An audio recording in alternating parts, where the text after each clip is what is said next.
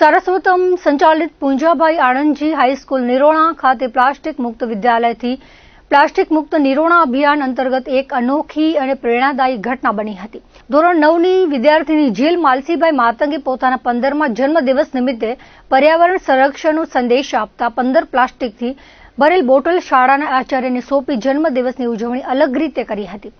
વિદ્યાર્થીનીની આ સકારાત્મક અને જાગૃત પ્રયાસને શાળાના આચાર્ય doctor V M Chaudhari, eco club officer Alpesh Jani તેમજ સમગ્ર શાળા પરિવાર દ્વારા બિરદાવવામાં આવ્યો હતો।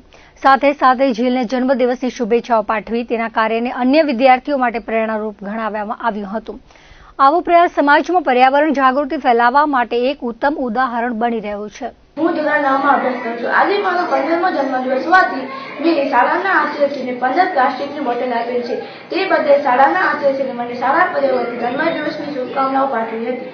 આચાર્ય શ્રી સારસ્વતમ સંચાલિત પૂંજા આણંદજી હાઈસ્કૂલ નિરોણા પ્લાસ્ટિક મુક્ત વિદ્યાલયથી પ્લાસ્ટિક મુક્ત નિરોણા પ્રોજેક્ટ અંતર્ગત ગયા વર્ષથી અમે આ પ્રોજેક્ટ શાળાની અંદર રાખ્યો છે। એમાં જે વિદ્યાર્થી અને શિક્ષકો પણ પોતાનો જેટલાનો જન્મદિવસ હોય એટલી પ્લાસ્ટિકનો બોટલની અંદર કચરો વીણી અને ભરી અને શાળામાં જમા કરાવે અને એ કચરો પછી અમે ભેગો કરી અને એનો વેસ્ટમાંથી બેસ્ટ કે અથવા તો એનો યોગ્ય નિકાલ કરવા માટે જે તે એજન્સીને અમે આપીશું।